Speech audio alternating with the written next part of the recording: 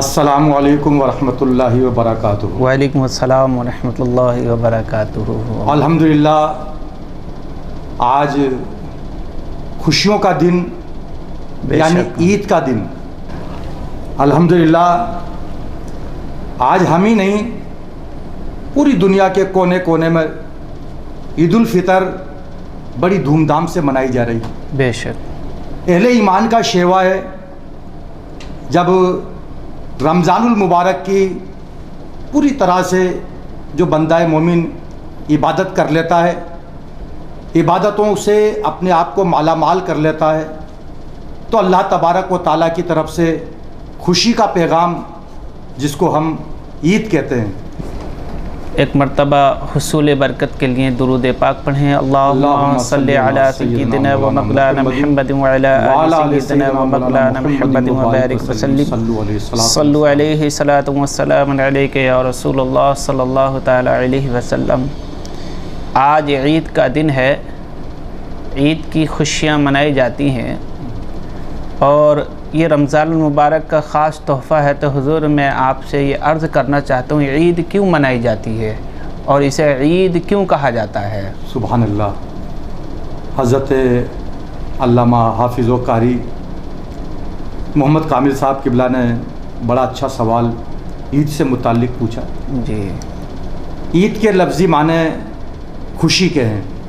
بے شک۔ اب کس طرح کی خوشی کہ اللہ تبارک و تعالیٰ نے اس عید کے اندر خوشیوں کا تحفہ اپنے محبوب بندوں کو عطا کیا ہے۔ بے شک بے شک۔ جس بندہ مومن نے پورے 30 دن رمضان المبارک کا پورا پیارا مہینہ عبادتوں میں گزار دیا، بے شک، تراویح میں گزار دیا، تلاوتوں میں گزار دیا، جی جی جی، بھوک اور پیاس سے گزار دیا، بے شک، صدقے اور خیرات سے گزار دیا، جی جی، پورا تپ اور اپنی صبر و رضا کے اوپر اس پورے مہینے کو گزار دیا، اور اس کے اندر بڑی مشقت والی راتیں آئی، اس راتوں کے اندر عبادتیں کر کے اس مہینے کو گزار دیا، اللہ کی خوشنودی حاصل کرنے کے لیے گزار دیا، اللہ کو راضی کرنے کے لیے گزار دیا، جی، تو پھر اللہ تعالیٰ اپنے ایسے بندوں کو مایوس نہیں رکھتا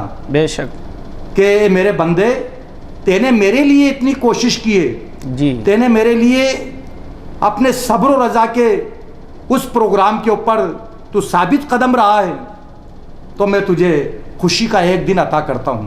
سبحان اللہ۔ رمضان کے 30 دن گزر جانے کے بعد اللہ تبارک و تعالیٰ نے اپنے بندوں کو انعام کے طور پر جو دن عطا کیا اس کو عید کہتے ہیں۔ کہا جاتا ہے۔ سبحان عید اللہ۔ لوگ سمجھتے ہیں کہ بھئی کہ ایک ہی عید ہوتی ہے، یا بہت سے لوگ سمجھتے ہیں کہ بھئی دو عید الاضحیٰ دو عید ہوتی ہے، جی، لیکن میں حضرت آپ کو کی بارگاہ میں عرض کرنا چاہوں کہ عید 3 ہوتی ہے۔ سبحان اللہ۔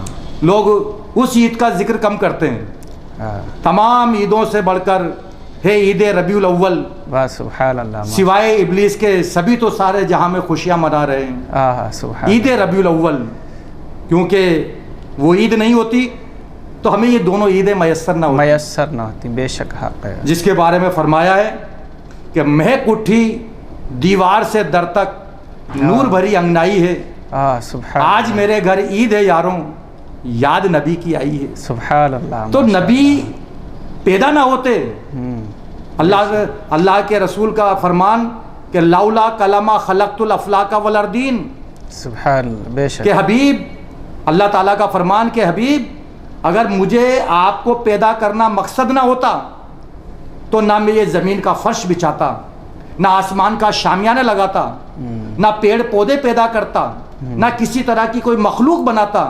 جی، معلوم ہوا کہ یہ زمین جس کے اوپر ہم چل رہے ہیں، یہ نبی اکرم جناب محمد رسول اللہ صلی اللہ علیہ وسلم کی آمد کا صدقہ ہے، بے شک، اور جس آسمان کے شامیانے کے نیچے ہم بیٹھے ہیں یہ بھی ہمارے آقا نبی اکرم صلی اللہ علیہ وسلم کے آمد کا صدقہ ہے۔ جو دنیا کے اندر جو بھی چیز ہے سب میرے آقا کے صدقے میں بنائی گئی۔ یہ عید نہیں ہوتی تو یہ نہ عید الفطر ہوتی نہ عید الاضحیٰ ہوتی۔ عید الاضحیٰ، تو یہ ایک خاص جو لب لباب بات کا یہ کہنا چاہتا ہوں کہ عید आती क्यों हैं?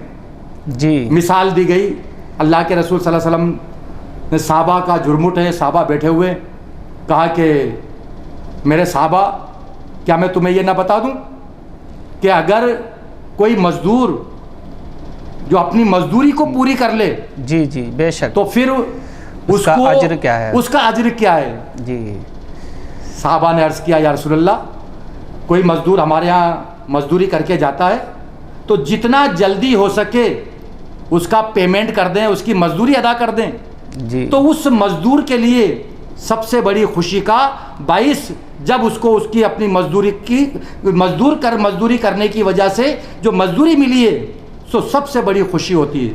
तो उसी तरह से बंदा मोमिन ने 30 दिन अल्लाह की बारगाह के अंदर मजदूरी जो मजदूरी की है तो अल्लाह ताला ने उसकी मजदूरी ईद के रूप में अता की है। सुभान अल्लाह, माशाअल्लाह।